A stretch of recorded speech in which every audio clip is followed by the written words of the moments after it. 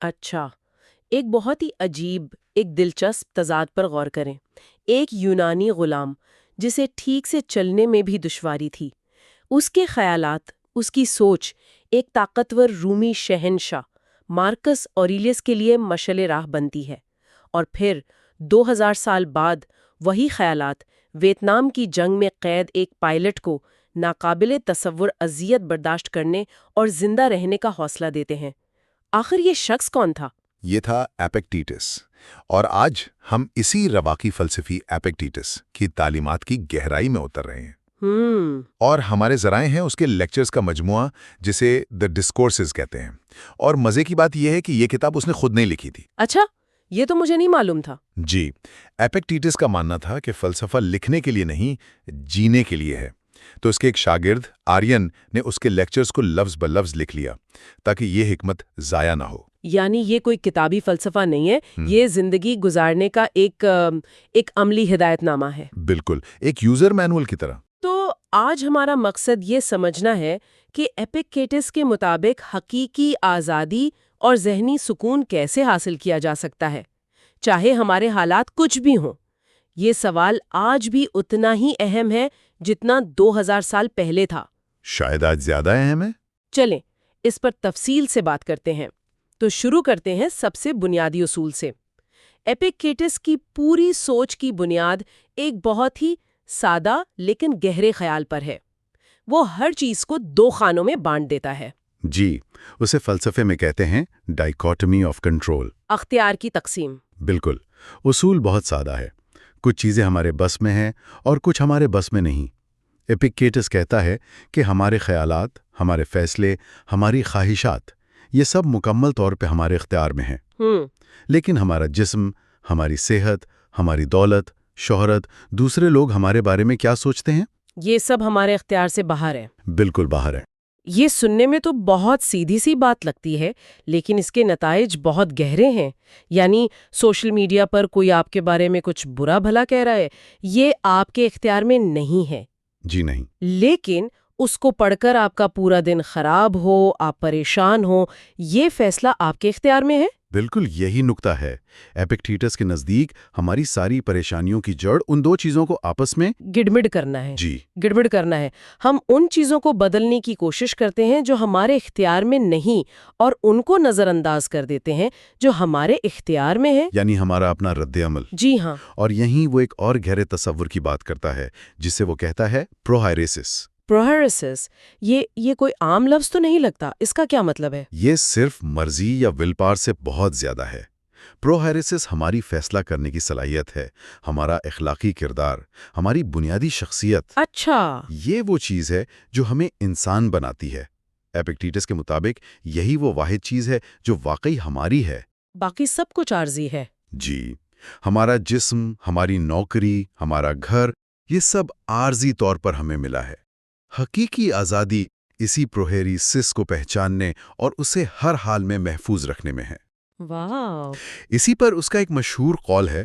اسے غلامی میں بہت اذیت دی گئی تھی، لیکن اس نے کہا، تم میری ٹانگ کو تو زنجیروں میں جکڑ سکتے ہو، لیکن میری پروہیریسس پر، میری مرضی پر تو خدا بھی قابو نہیں پا سکتا۔ یہ تو بہت بہت طاقتور خیال ہے۔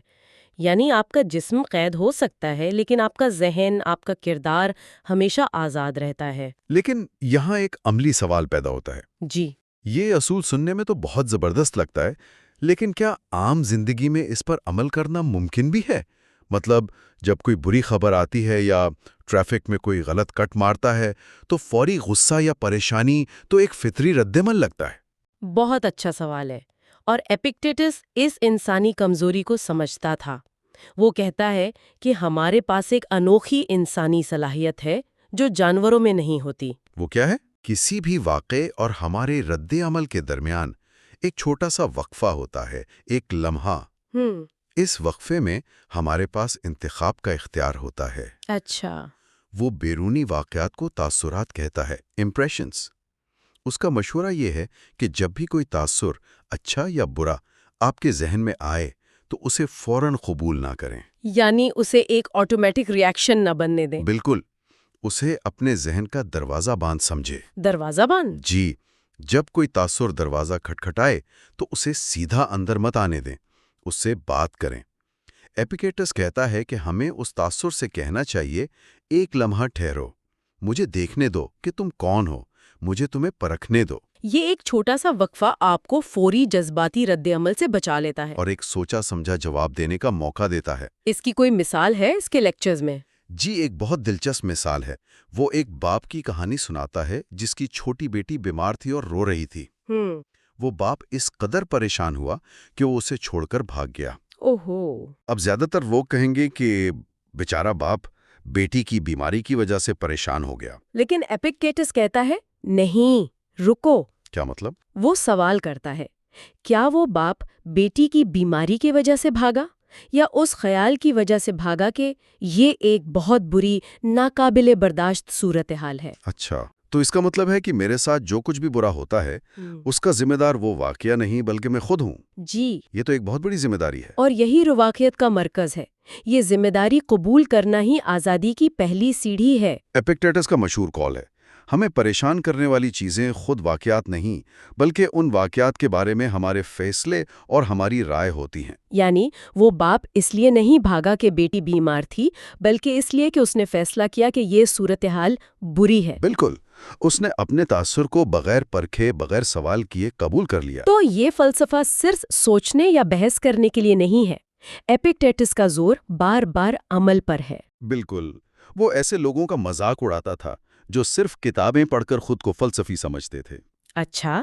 اس کے زمانے میں ایک مشہور رواقی فلسفی تھا، کرائسٹپس۔ اس نے بہت پیچیدہ کتابیں لکھی تھیں۔ کچھ لوگ صرف اس کی کتابیں پڑھ کر اور ان پر تبصرہ کر کے فخر محسوس کرتے تھے۔ ایپیکٹیٹس ان سے کہتا تھا، اگر فلسفہ صرف یہ جاننا ہے کہ کرائسپس نے کیا کہا تو میں فلسفی نہیں، میں تو ایک ادبی نقاد ہوں۔ اس کے لیے ترقی کا مطلب عمل میں نظر آنا تھا، علم میں نہیں۔ اس کی ایک اور زبردست مثال ہے۔ وہ کہتا ہے، میں تمہارے وزن نہیں دیکھنا چاہتا، مجھے یہ دکھاؤ کہ تم نے ان وزنوں کو استعمال کر کے اپنے بازوؤں کو کتنا مضبوط کیا ہے۔ واہ، یعنی علم کو عمل میں ڈھالنا ہی اصل چیز ہے، اور اس کی گفتگو ایسی کہانیوں سے بھری پڑی ہے جو اس عملی فلسفے کو زندہ کر دیتی ہیں، جیسے وہ ایگریپینیس کی کہانی۔ جی، ایگریپینیس، وہ ایک رومی سینیٹر تھا جو اپنے اصولوں پر کبھی سمجھوتا نہیں کرتا تھا۔ ایک دن شہنشاہ نیرو نے اسے جلاوطنی کی سزا سنا دی۔ جس وقت اسے یہ خبر ملی، وہ آرام سے اپنے روزمرہ کے معاملات کی تیاری کر رہا تھا۔ اس نے خبر لانے والے سے پوچھا، سزا کیا ہے، موت یا جلاوطنی؟ سیدھا سوال۔ بتایا گیا کہ جلاوطنی۔ اس نے پھر پوچھا، میری جائیداد کا کیا ہوگا؟ جواب ملا کہ وہ ضبط نہیں ہوئی۔ تو اس نے کہا، ٹھیک ہے، پھر چلو ایریشیا چل کر دوپہر کا کھانا کھاتے ہیں۔ یہ تو کمال کا رد عمل ہے، لیکن ایک منٹ، کیا یہ غیر انسانی رد عمل نہیں؟ کیا یہ اپنے جذبات کو نظر انداز کرنا نہیں ہے؟ ایک عام انسان ایسے حالات میں پریشان کیوں نہ ہو؟ یہ ایک بہت اہم نقطہ ہے۔ رواقیت کا مطلب بے حس ہونا یا جذبات کو دبانا بالکل نہیں ہے۔ اچھا؟ ایگریپینس کو دکھ ضرور ہوا ہوگا، لیکن اس نے اس دکھ کو اپنے اوپر حاوی نہیں ہونے دیا۔ اس نے صورتحال کا جائزہ لیا۔ میری جان محفوظ ہے، میری جائیداد محفوظ ہے، صرف مجھے شہر چھوڑنا ہے، یہ میرے اختیار سے باہر ہے۔ اور جو اس کے اختیار میں تھا؟ وہ تھا اس کا اپنا رد عمل، اور اس نے سکون سے دوپہر کا کھانا کھانے کا انتخاب کیا۔ یہ جذبات کو دبانا نہیں بلکہ ان پر قابو پانا ہے۔ یہ فرق بہت اہم ہے۔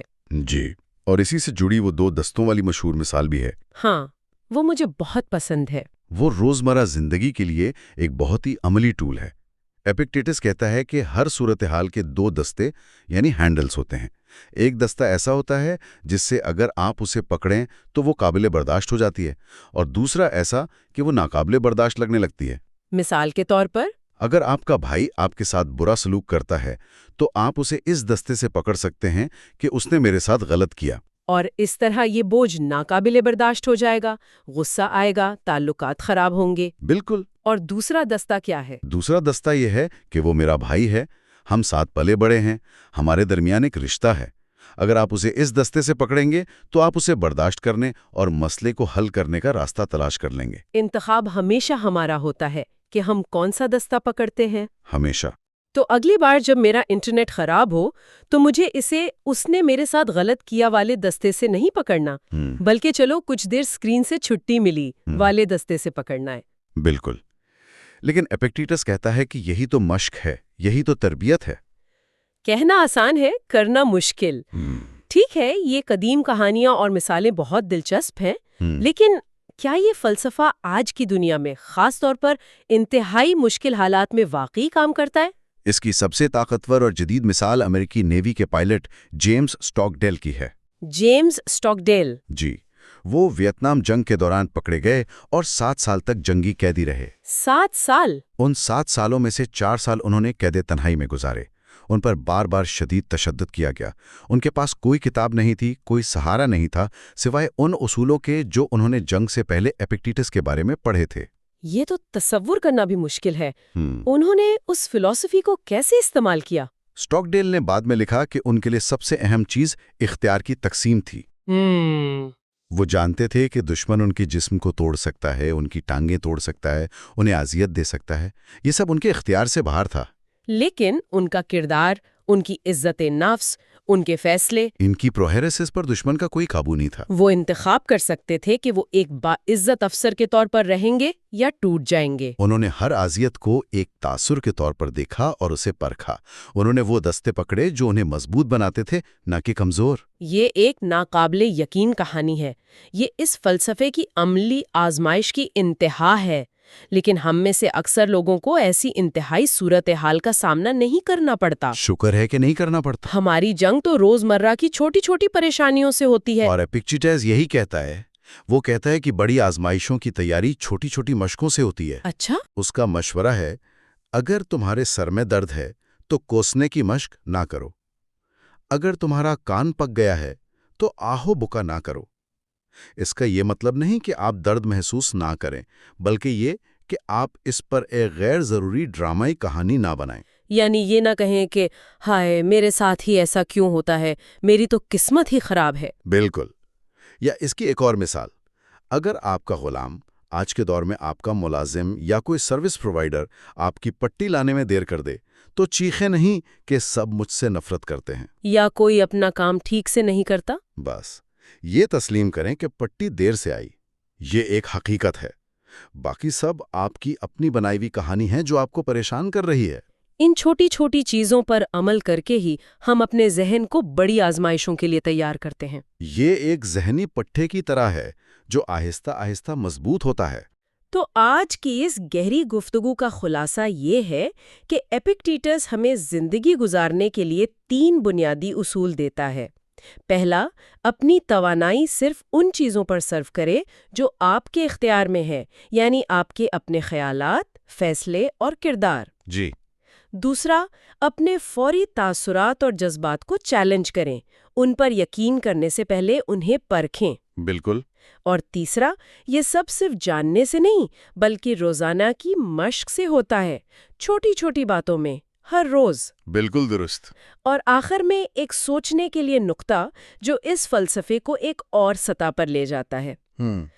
ایپکٹیٹس اپنے ہیرو سقراط کی پیروی کرتے ہوئے کہتا تھا کہ جب اس سے پوچھا جاتا کہ وہ کہاں سے ہے تو وہ یہ نہیں کہتا تھا کہ میں ایتھنز کا شہری ہوں یا کورنتھ کا، بلکہ وہ کہتا تھا میں دنیا کا شہری ہوں، a citizen of the world. واہ. اس کا ماننا تھا کہ ہم سب ایک ہی کائناتی نظام کا حصہ ہیں، ہم سب عقل کے ذریعے ایک دوسرے سے جڑے ہوئے ہیں. یہ تو بہت بڑا تصور ہے، بہت بڑا.